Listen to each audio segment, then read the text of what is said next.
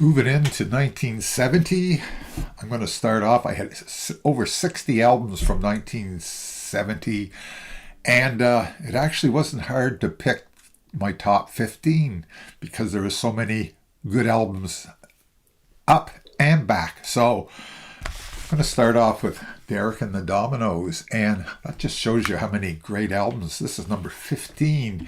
This is Eric Clapton playing with Duane Allman a lot on this album, and it just shows you what a lot of drugs can make a great album. Layla, what a great song, and Bell Bottom Blues, and lots of great blues songs on that album.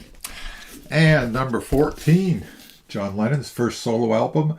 Listened to this album a lot when it came out. It was totally different from the Beatles, and it's one of those get rid of your demons kind of albums, and still holds up today. And that's number 14. That's how great a year it was. Number 14. Number 13 is Deja Vu, and great album at the time, and still is. Almost Cut My Hair. It's one of my favorite songs by David Crosby and Crosby, Stills and Nash and Young, and Our House and Teach the Children. Got Graham Nash represented well here, and Neil Young, and Deja Vu, classic song album. And number 12 is Working Men's Dead. I like this one over American Beauty, released at basically the same time, or just American Beauty came shortly after. But this is the one I really listened to the hell out of this thing. It had a mood to it, and the Grateful Dead went from a psychedelia and rock into country, folk, bluesy kind of album. And I love it. It's so laid back, and it has an element to it that I really got into at the time, especially. And then I'm going to number 11, Morrison Hotel. Every Doors album to me is great. So it's right up there. It's got Roadhouse Blues on it, and I'm all in with the Doors at all times. No other band sounds like the Doors. Some people don't like them. It doesn't really matter. And number 10, Black Sabbath's first album, one of the best covers ever done for a rock album. And this is the birth of heavy metal. And this is still my favorite Black Sabbath album. I can still be totally in with this. Great guitar solos and that big heavy Black Sabbath song. Oh, with the bell, that's just so creepy. And this says it all right there. That album cover says it all. Number 9, Grand Funk's last good album. After that, blah. Still like them here. Still Closer to Home. Great song. Look at that live shot. Great live shot. They're still great then, but they became a little too poppy and a little too, I don't know, just too poppy they changed. They went from a heavy rock band to just a lot of fluff. Then I got Paul Kantner, and they called it Jefferson Starship here, but it's really Paul Kantner's solo album, Blows Against the Empire. At first, when I heard this, I thought, all that piano.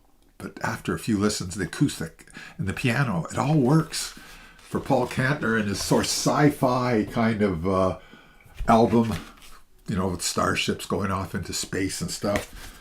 And then we have that famous leaf there somewhere. Where's that leaf? I don't know. It's on there somewhere. Oh yeah, it's in his hair. Paul Kantner's hair is that kind of leaf.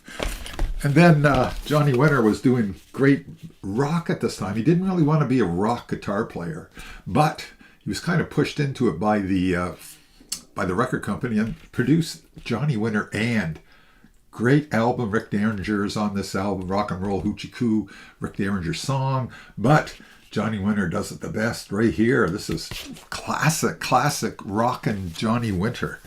And number 6, Benefit.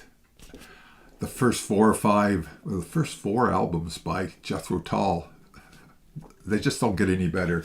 Lots of riffs in this song. It's got a kind of a heavy overtone to it, but I'm all in. Jethro Tull all the way. Then we got Home. We're going to go home with Procol Harum.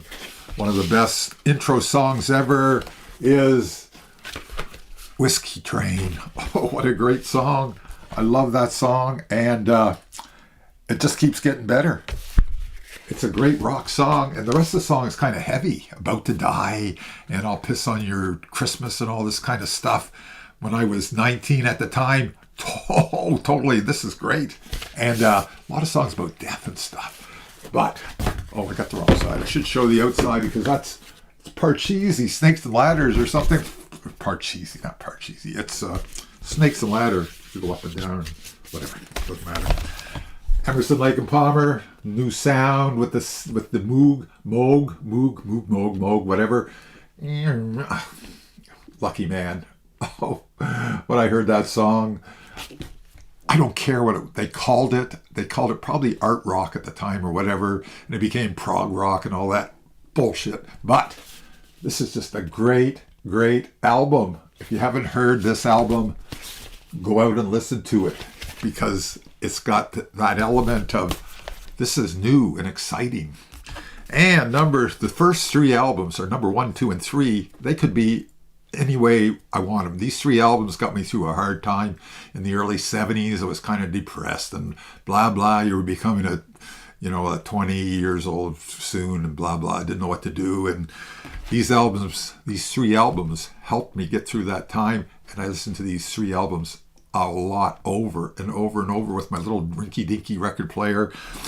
But I'm going to put number 3 as Led Zeppelin 3 at 3. So great blues song on there, and Immigrant Song, and it's just a great album from head to toe as far as I'm concerned.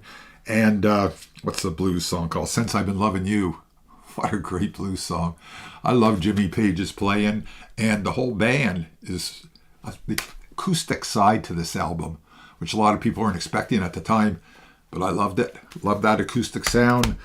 And speaking of acoustic sound, there's Neil Young comes in at number 2 with After the Gold Rush. Could have been number 1, could have been number 2, could have been number 3. It's going to come in at number 2. Listen to this. These three albums, I just listened to them over and over again. And I could still listen to them today and still be depressed, just like I was then. Well, not really, but anyways. And number 1, this is number 1. I'm going to put it over the other 2. Tumbleweed Connection, Elton John. There's some songs in there that just take you deep, deep into a whole different kind of feeling. And if you're depressed and you listen to this album, there's a booklet in here too, a whole booklet. I mean, you could spend hours just going through the booklet. Well, not really, but it's got lyrics in it. Country Comfort. Boy, I'm trying to talk too fast. I don't normally talk this fast. And Come Down in Time. Great. He's got the Western theme going too, even though he's probably not a cowboy. But anyways, Tumbleweed Connection number 1. So long.